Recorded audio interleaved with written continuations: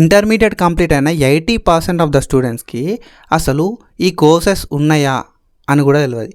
So ఎందుకు అని అంటే most of the people are choosing MBBS చేద్దాము, బీ ఫార్మసీ చేద్దాము, బీడిఎస్ చేద్దాము, డిగ్రీ చేద్దాము అనే థాట్లోనే ఉన్నారు తప్ప అసలు కెరియర్ ఆప్షన్స్ ఏమున్నాయి మనకు ఇంటర్మీడియట్ తర్వాత అనే థాట్లో లేరు. They are not ready to know what are the career options. అందుకే చాలామందికి అయితే ఈ కెరియర్ ఆప్షన్స్ లోపల పారామెడికల్ కోర్సెస్ కూడా ఒక పార్ట్ అనే విషయం వీళ్ళకి తెలియదు.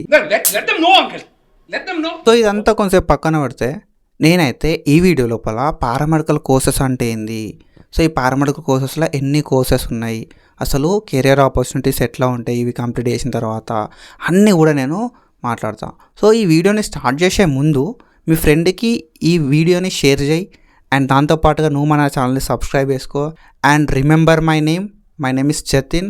నేను నీకు ఫర్దర్గా మస్త్ హెల్ప్ అవుతా. So when it comes to అసలు ఈ పారామెడికల్ కోర్సెస్ ఏంది అంటే పారామెడికల్ కోర్సెస్ అనేది ఒక అండర్ గ్రాడ్యుయేషన్ ప్రోగ్రామ్.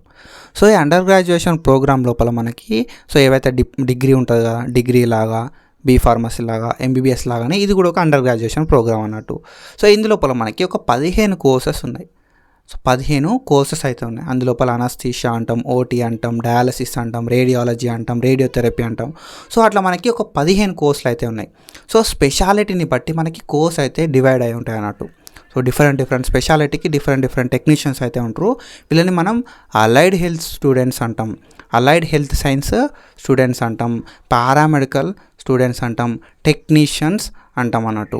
సో వీళ్ళందరూ కూడా ఎక్కడ పనిచేస్తారు కదా అంటే హాస్పిటల్ లోపల పనిచేస్తారు.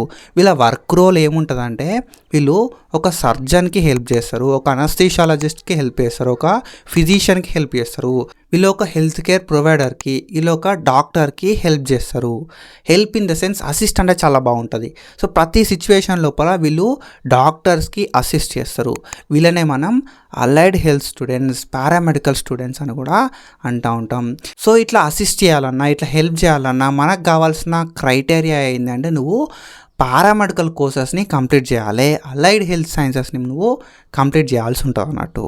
సో ఒకసారి నువ్వు ఇది కంప్లీట్ చేసిన తర్వాత శాలరీ ఎట్లా ఉంటుంది, మరే శాలరీ డీటెయిల్స్ ఎట్లా ఉంటాయి అండ్ జాబ్ ఆపర్చునిటీస్ ఎట్లా ఉంటాయి అంటే ఒకసారి నువ్వు ఈ allied health sciences paramedical courses complete చేస్తే you have lots of opportunities, మంచి కెరియర్ ఆపర్చునిటీస్ అయితే నీకు ఉంటాయి. సో చాలా అంటే చాలా కెరియర్ ఆపర్చునిటీస్ ఉన్నాయి అండ్ మంచి శాలరీ అయితే ఉంటుంది అన్నట్టు. సో ఇది పారామెడికల్ గురించి.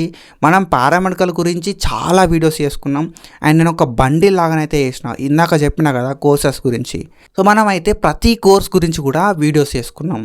అసలు ఈ కోర్స్ ఏంది, ఈ కోర్స్ చేసిన తర్వాత శాలరీ ఎట్లా ఉంటుంది, ఈ కోర్స్ చేసిన వాళ్ళు ఎవరిని అసిస్ట్ చేస్తారు, ఈ కోర్సు చేసిన వాళ్ళ ఎక్స్పీరియన్స్ ఎట్లా ఉంటుంది అని చెప్పి ప్రతిది కూడా మాట్లాడుకుంటూ నేను ఒక 15 వీడియోలు చేసిన. సో ఈ 15 వీడియోల లింక్ నేను కింద డిస్క్రిప్షన్లో ఇస్తాను. You can go and check it out. And ఈ జర్నీ లోపల నీకు ఎట్లాంటి డౌట్ ఉన్నా కింద నేను ఒక లింక్ ఇస్తాను. You can talk to me and నువ్వు నాతోటి మాట్లాడవచ్చు. నేను నీకు పర్సనల్గా గైడెన్స్ అయితే ఇస్తాను.